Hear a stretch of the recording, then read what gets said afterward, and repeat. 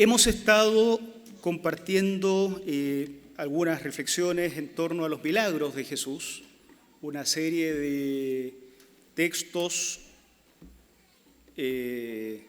definidos como relatos milagrosos que tienen una particularidad, una particular estructura, y hemos estado reconociendo precisamente estas particularidades y tratando de descubrir la manera en que la palabra del Señor se nos comunica a partir de estos relatos. Hoy vamos a leer el texto de Marcos, capítulo 8, versículos 22 al 26.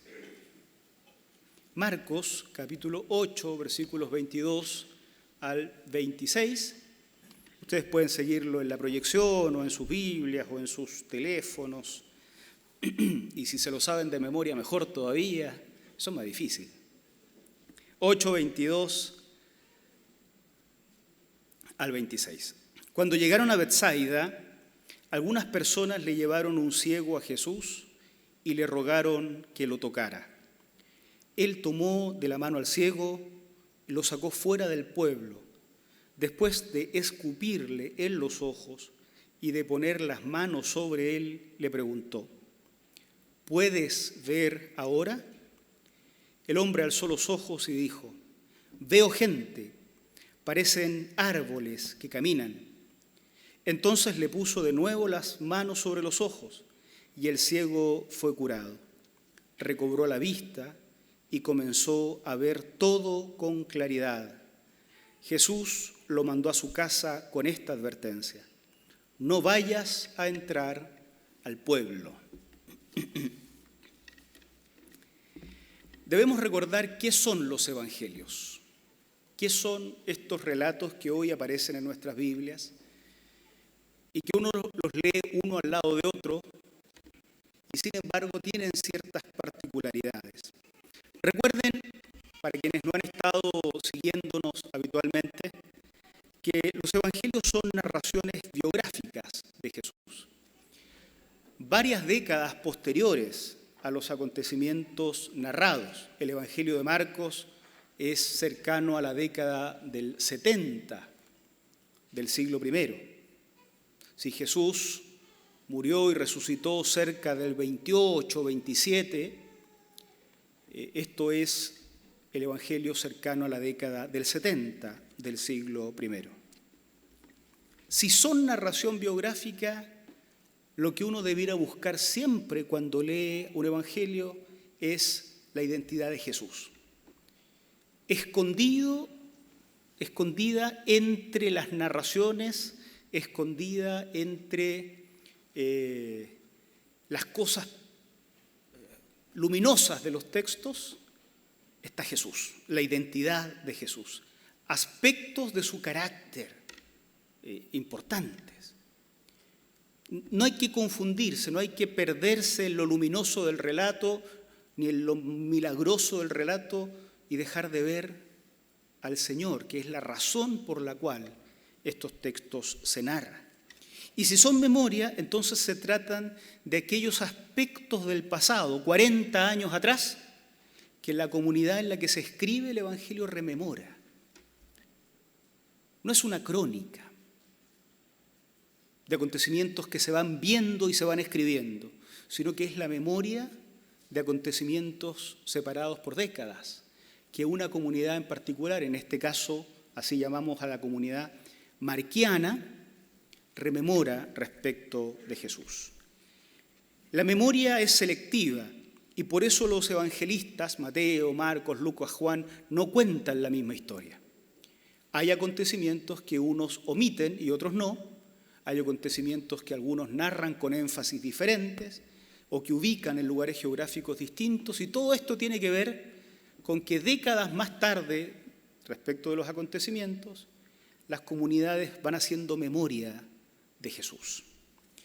La historia que hoy revisamos de Marcos capítulo 8, versículos 22 al 26, sobre este ciego curado por Jesús, solo la encontramos en Marcos. A la comunidad mateana, lucana, juánica, no le pareció relevante recordar esta historia. pero a la comunidad marquiana le pareció importante recordarla, porque tiene ciertas particularidades que seguramente para la época en que se rememora son particularidades importantes. 40 años más tarde de los acontecimientos narrados, era valioso para la comunidad marquiana rememorar este episodio de la vida de Jesús.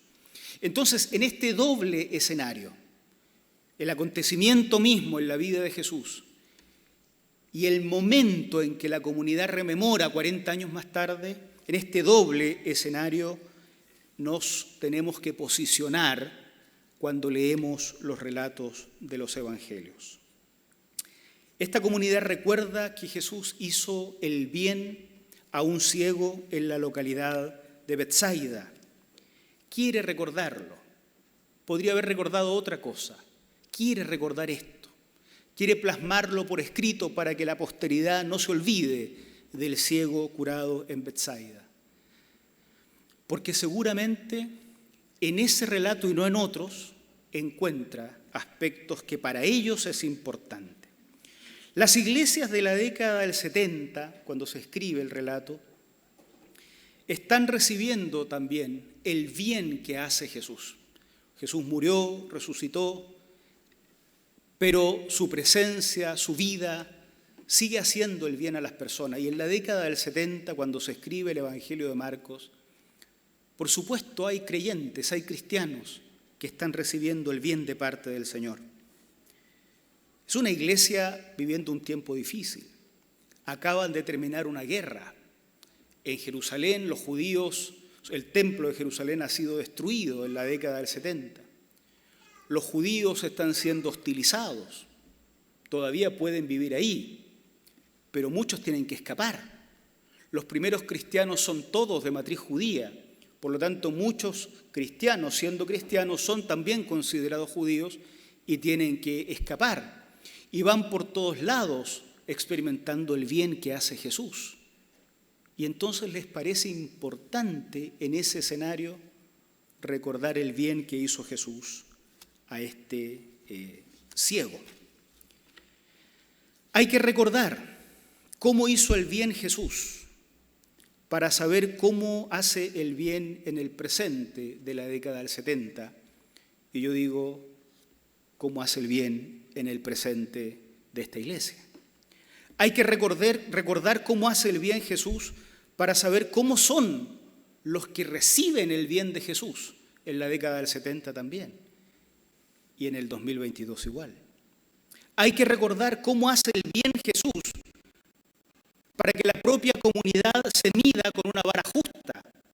¿Cómo debemos ser los que recibimos el bien del Señor en la década del 70 del siglo I, pero también en la actualidad? Entonces, del texto que hemos leído, hay solo dos elementos que yo quisiera destacar de esta memoria que recoge la comunidad marquiana sobre el bien que hace Jesús. En primer lugar, el bien que hace el Señor no anula nuestras particularidades, no nos aplasta. Miren los versículos 22 al 25. Cuando llegaron a Betsaida, algunas personas le llevaron un ciego a Jesús y le rogaron que lo tocara. Él tomó de la mano al ciego y lo sacó fuera del pueblo. Después de escupirle en los ojos y de poner las manos sobre él, le preguntó: ¿puedes ver ahora? El hombre alzó los ojos y dijo: veo gente, parecen árboles que caminan. Entonces le puso de nuevo las manos sobre los ojos y el ciego fue curado, recobró la vista y comenzó a ver todo con claridad. Marcos localiza esta historia en Betsaida. Betsaida, del arameo Betzatá, que significa casa de la pesca o casa de la casa, casa con S, de la casa con Z. Igual como en los relatos anteriores del Evangelio de Marcos, los relatos milagrosos anteriores, Son otras personas las que llevan al ciego ante Jesús y le ruegan que lo toque. Ya hemos visto en sermones anteriores que esto de tocar al enfermo, tocarlo con saliva, incluso escupir, era parte de los relatos comunes en la antigüedad. Los sanadores, en general, usaban estas prácticas y de alguna forma el pueblo esperaba que en el toque se transmitiera algo del propio poder del sanador. Con lo cual, el texto del ciego no tiene nada de novedoso respecto de otros relatos de Marcos, donde también se dice que las personas esperaban que Jesús tocara al enfermo, o otros relatos donde se dice que Jesús tocó con saliva a un sordo o a en este caso, un ciego. Es frecuente en la literatura romana, decíamos hace un tiempo, y en la literatura helénica, que aparezcan relatos donde los sanadores tocaban con saliva a las personas. Nada de novedoso hasta ahora. Igual como en otras ocasiones, también acá Jesús se lleva al enfermo, al necesitado, aparte. En esta ocasión lo separa del pueblo, dice que lo saca del pueblo. Lo saca del pueblo. En otras ocasiones, como en el domingo pasado, lo separa de la multitud. La multitud le había llevado un sordo y tartamudo. Jesús dejó la multitud y se fue con el sordo y tartamudo a un lugar aparte. En esta ocasión es más o menos lo mismo, solo que es respecto del pueblo. Lo saca del pueblo. Recordamos acá lo que decíamos la semana pasada. En el Evangelio de Marcos, en el recuerdo que tiene la comunidad marquiana de Jesús, Jesús nunca hace el bien como estrategia. Jesús nunca hace el bien para hacer un espectáculo. No hace el bien para ser visible. No hace el bien para adquirir fama. Por el contrario, tal como lo recuerda la comunidad marquiana, Jesús siempre se aísla. Otros evangelistas no recuerdan igual estas historias, ¿no? Marcos sí. Jesús siempre se aísla y a solas, muy a solas, ejecuta el milagro. Pero hasta aquí el relato es similar a otros relatos milagrosos del propio Evangelio de Marcos. ¿Qué es lo novedoso? Lo novedoso es el proceso.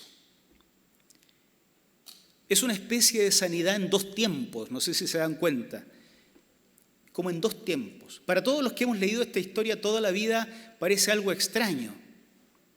Dice el texto que Jesús puso las manos, la gente le lleva a esta persona y después de escupir en los ojos, poner las manos sobre él, le pregunta, ¿puedes ver ahora? Versículo 24, el hombre alzó los ojos y dijo, veo gente, parecen árboles que caminan. Con los pastores alguien se acordaba estos días de que hay un canto así antiguo, ¿no? No voy a intentar tararearlo acá, pero podría recitarlo. Este es como el primer intento. Y queda la impresión de que como que no funciona el milagro al comienzo. Por eso es raro, cuando uno ha leído los evangelios tanto tiempo, parece como raro que no resultó, no sé.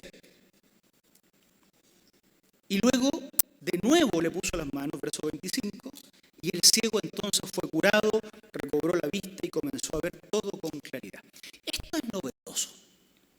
Cuando uno dice, ¿por qué la comunidad marquiana 40 años más tarde quiere recordar esta historia que otros evangelistas no recuerdan?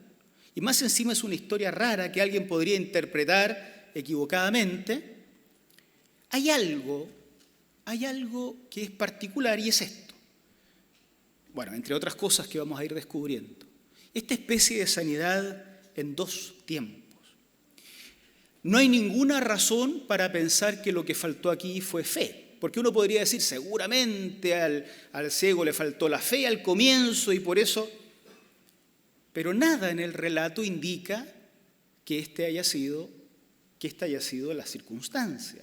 Por lo tanto, no estamos nosotros autorizados a meterle acá el texto de nuestra propia cosecha especulativa. Y tampoco nada explica o nada indica que lo que faltó hubiera sido el poder de Jesús. Como que uno pudiera decir, a Jesús le faltó poder y por eso tuvo que hacer 2 intentos. Nada en el relato lo explica. Solamente se narra. Cuando los evangelistas solo narran algo y no lo explican, uno debiera tomar nota de estas cosas. Pareciera ser que simplemente se trata de un modo diferente de Jesús de tratar con alguien a quien va a ser un milagro. Esta diferencia de este milagro respecto de todos los otros debió ser muy significativo cuando la comunidad de la década del 70 decía qué escribimos y qué no escribimos. Ustedes saben que los evangelios no contienen toda la historia de Jesús. Son selecciones de las historias de Jesús, de la vida de Jesús. Entonces, esta diferencia debió ser relevante y el relato de la curación del ciego queda plasmado en este evangelio de esta manera. Qué interesante habrá sido para la comunidad marquiana de la década del 70 recordar que no todos los que reciben el bien de Jesús experimentan el mismo proceso y el mismo resultado. El bien que hace Jesús no es una fábrica, parece. Y en la década del 70, qué interesante habrá sido, en medio de la guerra, en medio de la persecución, en medio del escape, cuando se van convirtiendo personas por un lado, por otro lado, en el camino, unos helénicos, otros judíos, unos paganos, otros de matriz religiosa, de religiones de misterio, y todos se van haciendo seguidores de Jesús. Qué interesante habrá sido para la comunidad marquiana recordar que cuando Jesús hace el bien, no crea robots. Los procesos y los resultados del bien que hace Jesús no son iguales y seguramente la comunidad marquiana ha querido recordar estas historias. Al mismo tiempo, si se hace necesario recordar esto en la década del 70, seguramente es porque habrán habido cristianos que habrán mirado al seguidor de Cristo que proviene del judaísmo, habrán mirado al seguidor de Cristo que proviene del mundo helénico, habrán mirado al seguidor de Cristo que proviene de las religiones de misterio del Oriente y los ven a todos distintos y habrá dicho, oiga, aquí hay que homogenizar esta cuestión porque este no es muy cristiano y este tampoco, yo soy el verdadero cristiano. Y seguramente la comunidad marquiana querría recordar que el bien que hace Jesús no anula las particularidades de aquel que recibe el bien. Por eso decimos esto, el bien que hace el Señor no anula nuestras particularidades y eso es algo que nosotros también en el siglo XXI, en el 2022, debiéramos recordar. Lo segundo que surge de este texto, a mi juicio, que yo les propongo para que ustedes lo reflexionen durante la semana, el bien que hace el Señor no nos convierte en activistas, sino en testimonios de su obra. Miren 2 versículos, el versículo 23 en primer lugar. Ya lo leímos, pero lo recordamos. Él tomó de la mano al ciego y lo sacó fuera del pueblo. Y el versículo 26. Jesús lo mandó a su casa con esta advertencia: no vayas a entrar al pueblo. Uno podría decir, ilógico. Si ahora que el ciego se hizo seguidor de Cristo, lo que hay que hacer es convertirlo en un activista de la religión evangélica, cristiana, alianza cristiana y misionera. No existía todavía en esa época. Y que vaya ahí donde las papas queman, en medio del pueblo, tiene que dar testimonio para que todos conozcan la palabra y la verdad. Y este Jesús que no deja de sorprendernos, porque él no es evangélico, él es Jesús, hace todo lo contrario. Lo saca del pueblo y después le prohíbe volver a entrar. En todos los relatos milagrosos que aparecen en Marcos, en todos, hemos encontrado esta misma característica por la que Jesús evita hacer del milagro un espectáculo público. En todas. Es muy, muy interesante. Evita hacer del milagro un espectáculo público. A esto la ciencia bíblica le ha llamado el mecanismo del secreto mesiánico. Sigue siendo investigado porque no es un tema de fácil resolución. ¿Por qué Jesús manda al silencio? Cada vez que hace un milagro, Jesús le dice a la gente, no lo cuenten en ningún lado. Incluso cuando los demonios, ¿se acuerdan?, lo reconocen, Jesús los hace callar, silencio. Es como que nadie tiene que enterarse del público que Jesús es el verdadero, el Cristo. Toma al hombre ciego, lo saca del pueblo para efectuar la obra de bien que tiene que hacer. Y luego lo manda a su casa y le prohíbe entrar al pueblo. Algunos manuscritos más tardíos, ustedes saben que estos manuscritos fueron escritos sobre material vegetal, los papiros, y material animal, los pergaminos, y se perdían. Entonces los escribas copiaban y copiaban esto. Algunos manuscritos posteriores, después de la prohibición de no vayas a entrar al pueblo, agregan y no le digas a nadie en la aldea, como reforzando lo que uno ya percibe acá, que Jesús no quiere que lo que hizo el hombre lo cuente por todos lados. Pero lo manda a la casa. Ya hemos dicho acá que la casa no es papá, mamá y los hijos. La casa en la antigüedad es todo un núcleo, incluso un núcleo económico. De la casa de un hombre o a la casa de un hombre pertenecen sus esclavos, sus animales, su hacienda, su propiedad, la familia de sus trabajadores y los trabajadores mismos. Por lo tanto, cuando alguien habla de su casa en el siglo I, está hablando de toda una hacienda, ¿no? Su lugar de trabajo incluso, su círculo de amistades más cercanas, o por lo menos su círculo de relaciones. Todo aquello sobre lo cual un hombre, y vamos a decir un hombre porque no era común en el siglo I que una mujer tuviera el nombre de la casa, o que la casa tuviera el nombre de la mujer, aunque sí hay ejemplos así. Todo aquello sobre lo cual el hombre tenía algún tipo de autoridad era la casa.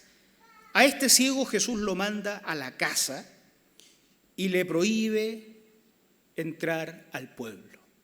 Ve a tu casa donde están sus conocidos. Y sucede acá algo otra vez novedoso. Marcos siempre, en los milagros anteriores, ha señalado que en contra de la orden de Jesús, cuando él decía no se lo cuenten a nadie, la gente hacía todo lo contrario, ¿se acuerdan? Iban igual nomás a contarle a todo el mundo lo que había pasado.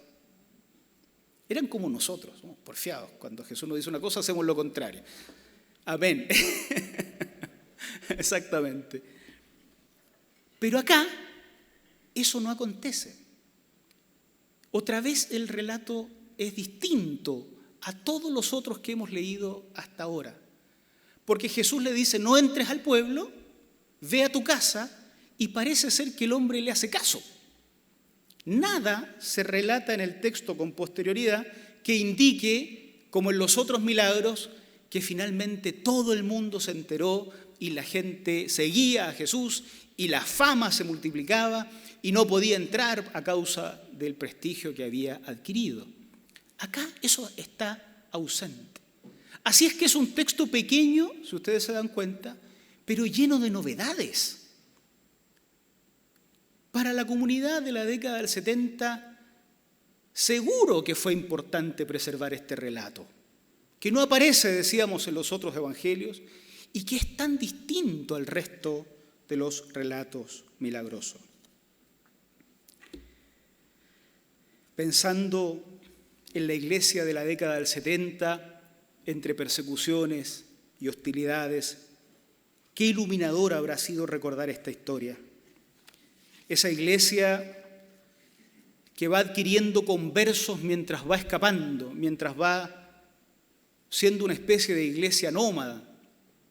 Qué importante habrá sido recordar estos acontecimientos de la vida de Jesús, ocurridos 40 años antes, más o menos. En esa iglesia del 70, volver a Jerusalén era imposible.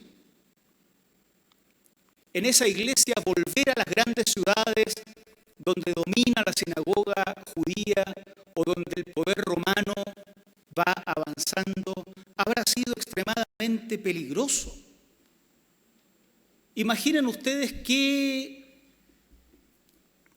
liberador habrá sido recordar la historia donde Jesús le dice a la gente que no es necesario volver al pueblo, que lo que tiene que hacer es ir a casa, a su casa, donde están sus conocidos. Pero qué difícil al mismo tiempo habrá sido explicar que no todos reciben el bien de Dios para caminar hacia el martirio. En la década del 70 muchos cristianos morían y probablemente la muerte en el martirio se habrá convertido en una forma de estándar. O si usted es un seguidor de Jesús, tiene que morir.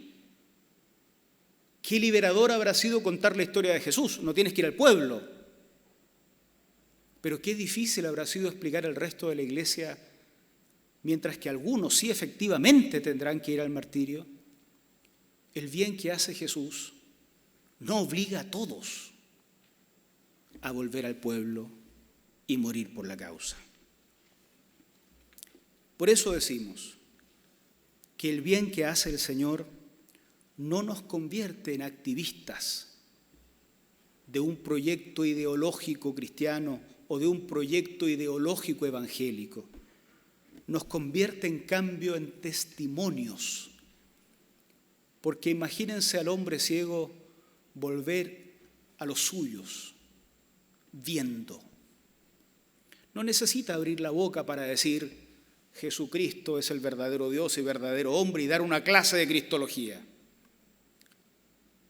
En 2 segundos, aquellos que son su casa habrán recibido el testimonio del bien que hizo Jesús en su vida. Habían pasado cerca de 40 años desde los acontecimientos narrados en los evangelios. La iglesia trataba de recordar cómo era. Han muerto los testigos oculares, se están muriendo los discípulos de los testigos oculares. Jesús ya ha muerto y ha resucitado.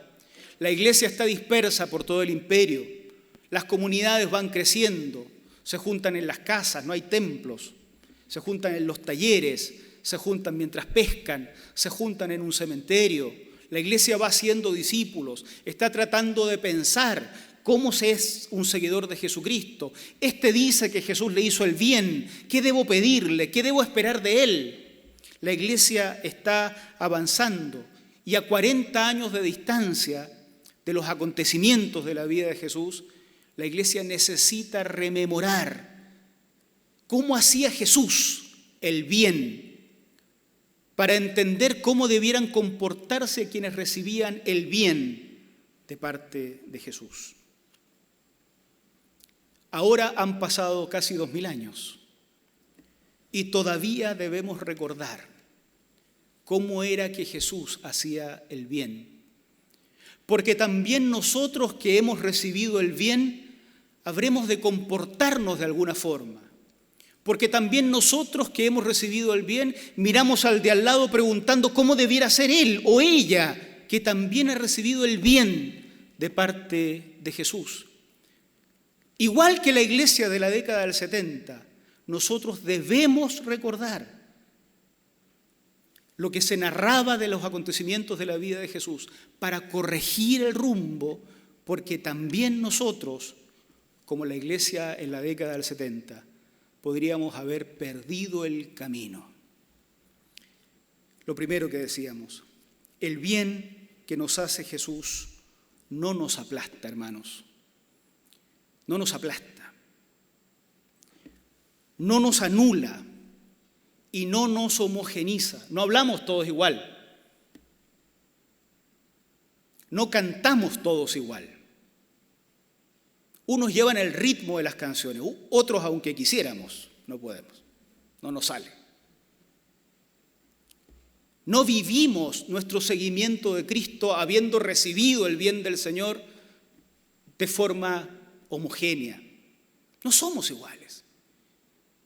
Pero eso no es un problema, eso es parte, tal como lo recuerda el Evangelio de Marcos, eso es parte de la manera en que Jesús hace el bien. Al hacer el bien, nos saca un producto de fábrica al otro lado. No nos aplasta y no nos anula. Algunos de nosotros experimentamos el bien del Señor y de inmediato oímos, hablamos como el sordo y tartamudo de la semana pasada, pero otros necesitamos 1, 2, 3, pónganle ustedes todos los que quieran, toques del Señor, porque vemos solo como árboles. ¿Quién sabe si alguna vez en la vida vamos a dejar de ver solo árboles? Y no por eso no hemos experimentado el bien del Señor. Es solo que el Señor hace el bien sin anularnos. Es un gran error esperar que nuestros amigos o familiares que reciben el bien del Señor experimenten ese bien de la misma forma en que lo experimentamos nosotros. Es un gran error. ¿Con cuántos familiares nos hemos peleado desde que somos evangélicos? ¿A cuántos amigos hemos echado de nuestro círculo? Porque han recibido el bien del Señor y no son como nosotros, que somos el modelo máximo a seguir, ¿no? ¿A cuántos echamos de nuestras iglesias? Que no recordamos a tiempo que el bien que hace Jesús no nos aplasta, no nos anula, no nos destruye. El bien que hace Jesús respeta, si podemos decirlo de esta manera, nuestras particularidades. Por eso el bien del Señor, Él lo hace siempre a solas con el necesitado. El bien que hace el Señor lo hace a solas con nosotros. Si hay un bien que el Señor está haciendo ahora con ustedes y conmigo, lo está haciendo en nuestro interior, a solas. Estamos rodeados de personas y sin embargo Dios está tratando con nosotros. Por eso el Señor separa del pueblo, separa de la multitud, se aísla y trata directamente con estos individuos. Y qué bueno que sea así, sin pedirle permiso a los evangélicos para actuar, sin que pedirle permiso a los aliancistas para actuar. Dios no nos pide permiso para tratar con nosotros en nuestra individualidad. Por lo tanto, nosotros no somos los que le decimos a Dios, mire Dios, está mal hecho esto, a este me lo dejó a medio camino nomás, y a este otro. No, si el bien que hace el Señor no nos aplasta, no nos anula y no nos homogeniza. Y lo segundo que decíamos también tiene una aplicación presente. El bien que nos hace Jesús no nos convierte en activistas de una causa, sino en testimonio de su obra. Digamos las cosas con honestidad. El cristianismo ha desarrollado sus propias ideologías. De todo tipo, hermanos. De todo tipo. Frecuentemente los evangélicos hemos reducido el evangelio a una ideología valórica, por ejemplo, a una ideología política también, o algunas ideologías políticas, de todo tipo. Y no conforme con eso, cuando alguien experimenta el bien del Señor, queremos que se convierta en un activista de esta ideología, valórica, religiosa, política, denominacional o lo que fuera. Tiene que ir, le decimos, a morir a ese pueblo. Tiene que ir y morir en las calles, tiene que pelearse con su familia que es católica, tiene que pelearse con sus amigos que son agnósticos, tiene que destruir sus relaciones universitarias porque usted ahora cree en esta ideología que nosotros le presentamos. Si estuviéramos en los años 70, nosotros seríamos de los que le dicen a la gente que deben ir a matar o morir a Jerusalén, mientras que Jesús los saca del pueblo y los manda a su casa. Ve a tu casa, porque los que te conocen son los que podrán apreciar mejor el bien que Jesús hizo en tu vida. Ve como siempre, diríamos nosotros hoy, a tu universidad, a tu trabajo, a tu oficina, a tu fábrica, al trabajo que hagas. Ve a tu hogar. Vuelve al lugar donde estabas. Tu casa es ese lugar donde están tus relaciones cercanas, porque en ese lugar es donde, sin abrir siquiera la boca, las personas verán lo que el Señor ha hecho en tu vida. No será posible ocultar por mucho tiempo que antes eras ciego y ahora ves.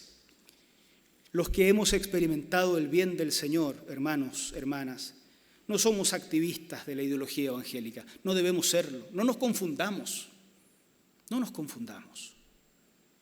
Los que hemos experimentado el bien de Jesús somos testimonios vivientes del bien que Él puede hacer a las personas. Hasta el capítulo 8 de Marcos, Jesús hace maravillas, pero la gente no entiende de qué se tratan estas maravillas. No entienden quién es. La identidad de Jesús permanece oculta, no importa cuántas maravillas ven las personas, las multitudes, el pueblo.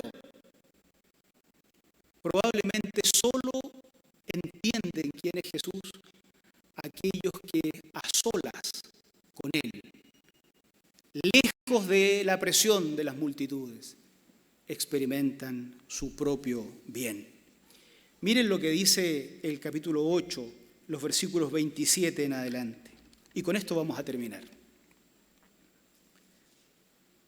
Jesús y sus discípulos salieron hacia las aldeas de Cesarea de Filipo. Como que el relato del ciego es el último que hay que narrar antes de iniciar el camino hacia la cruz. Hacia las aldeas de Cesarea de Filipo, en el camino les preguntó: ¿quién dice la gente que soy yo? La gente, esas multitudes que llevan al ciego donde Jesús, que llevan al sordo ante Jesús, que quieren impedir que el endemoniado de Gerasa se acerque. La gente. ¿Quién dice la gente que soy? Unos dicen Juan el Bautista, otros que Elías y otros que uno de los profetas. Nadie entendió nada. Las multitudes captaban que había uno haciendo el bien, pero sin ese encuentro a solas, libre de la presión de los religiosos, no es posible conocer quién es Jesús. ¿Y ustedes, quiénes dicen que soy? Y estos que han estado a solas con Jesús: tú eres el Cristo, afirmó Pedro. Y aún así Jesús les ordenó que no hablaran a nadie acerca de él. Somos testimonio, no activistas. Para que las personas se encuentren con Jesús, que es el que hará el bien y no nosotros, necesitamos que tengan este encuentro a solas con el Señor. La semana pasada lo decíamos de esta forma: debemos aprender a señalar dónde está Jesús y apartarnos. A solas con nosotros, con nuestra familia, con nuestros amigos, con nuestros parientes. A solas, el Jesús de la Biblia, que sigue hoy vivo, hará el bien. Y una vez que haga el bien, el resultado tampoco será el que nosotros quisiéramos. Esos nuevos seguidores y seguidoras de Jesús no serán a nuestra pinta, déjenme decirlo así. Serán seguidores de Jesús al estilo que Él estime conveniente. Y habrá que mirar hacia el lado, y habrá que mirar hacia el otro y poder reconocer que tal vez este inmediatamente lo vio todo, pero este otro requerirá 2, 3 toques del Señor. Y quién sabe si es su Señor el que está obrando en su vida y no nosotros. Hermanos, hay mucho por hacer. Hay mucho por hacer. Hay muchos espacios de los cuales tendríamos que retirarnos para que Jesús se haga presente. Avancemos en esto. Pongamos en contacto a nuestros seres queridos con el Señor, no con las ideologías evangélicas, porque a solas con el Señor, Él se les revelará y reconocerán que es el Cristo. Amén. Que el Señor nos bendiga. Pónganse ustedes de pie, hermanos. Oremos al Señor y luego vamos a cantar.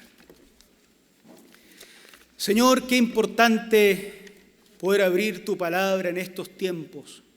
También nosotros erramos el camino, también nosotros queremos intervenir cuando eres tú el que está obrando tus maravillas de forma que desconocemos completamente.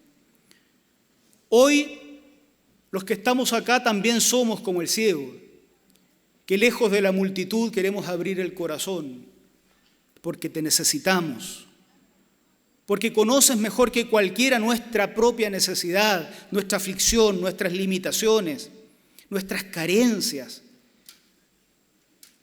También somos como estos hombres y mujeres de la década del 70, viendo que no se producen los cambios que querríamos en aquellos que forman parte de nuestro círculo de relaciones. Quisiéramos meter las manos, Señor, donde solo tú puedes obrar maravillas.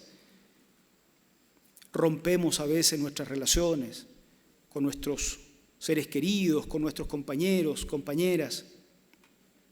Señor, ayúdanos a percibirte actuar para retirarnos, para reconocerte en la diversidad que se genera cuando actúas. Hoy, Señor, como tu iglesia en estos tiempos, también necesitamos, por la gracia del Espíritu, ser más invisibles para que tú seas más visible. Aquí, rodeados de personas, pero a solas contigo, abrimos el corazón, Señor. Haznos el bien que tú y nadie más sabe que necesitamos. Ayúdanos a volver a casa para que en casa otros se den cuenta que éramos ciegos y ahora vemos. En el nombre de Jesús. Amén. Amén.